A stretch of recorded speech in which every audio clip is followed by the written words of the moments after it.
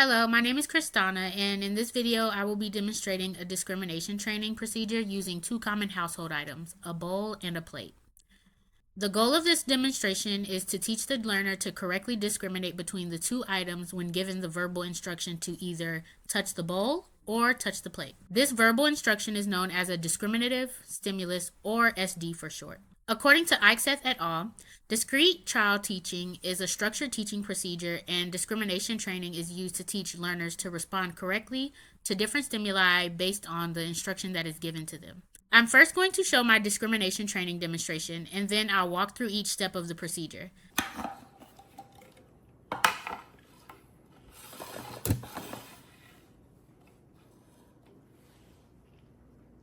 Touch the plate. Nice job touching the plate.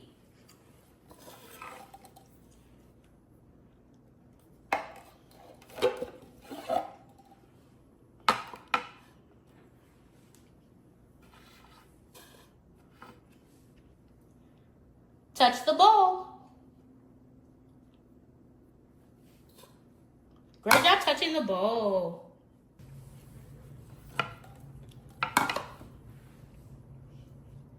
Touch the plate.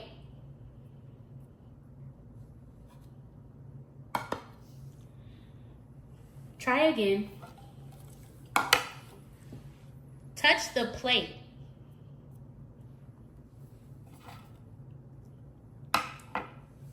That is the plate.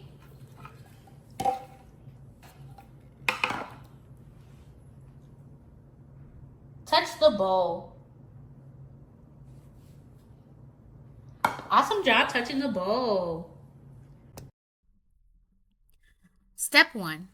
As shown in the demonstration, I begin by placing both the bowl and the plate in front of the learner. For each trial, I presented a clear and simple verbal instruction by saying either touch the bowl or touch the plate. I also rearranged the location of the bowl and plate between trials so that the learner was responding to the verbal instruction rather than remembering where each item was placed. Step 2.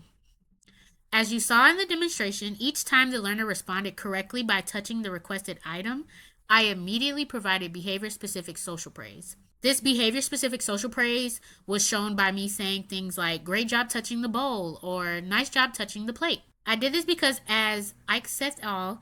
Explained, providing reinforcement as soon as possible after a correct response helps increase the likelihood that the learner will respond correctly the next time the instruction is presented. In this demonstration, behavior-specific social praise served as a reinforcer for correct responding.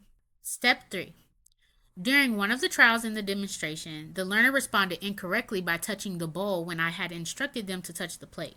Instead of reinforcing the incorrect response, I repeated the SD by saying, touch the plate, and then use a gestural prompt by pointing to the correct item. Eichseth et al. Explains that purpose of prompting is to help the learner produce the correct response after the antecedent stimulus has been presented. They also recommend providing the prompt according to the teaching plan, typically immediately after the SD when needed, while using the least intrusive prompt necessary to help the learner respond correctly. I used a gestural prompt in my demonstration because it was the least intrusive prompt needed to help the learner respond correctly while still encouraging independence. Step 4. After the prompted correct response that you saw in the demonstration, I continue with additional independent trials so the learner had more opportunities to practice identifying the correct item on their own. Repeating teaching trials helps strengthen the learner's discrimination skills and gives the learner additional opportunities to practice responding correctly. To monitor the learner's progress, I would collect trial-by-trial data by recording whether each response was correct, incorrect, or needed a prompt. A check mark would represent a correct response, an X would represent an incorrect response, and I would use the letter P to represent a prompted response. Collecting data throughout the session helps determine how the learner is progressing and whether the teaching procedure is effective. Mastery would be determined once the learner consistently responds correctly without prompts across repeated teaching opportunities. Eichseth et al. Explains that skills are typically considered mastered when the learner responds correctly without prompts during about 80% to 90% of teaching opportunities.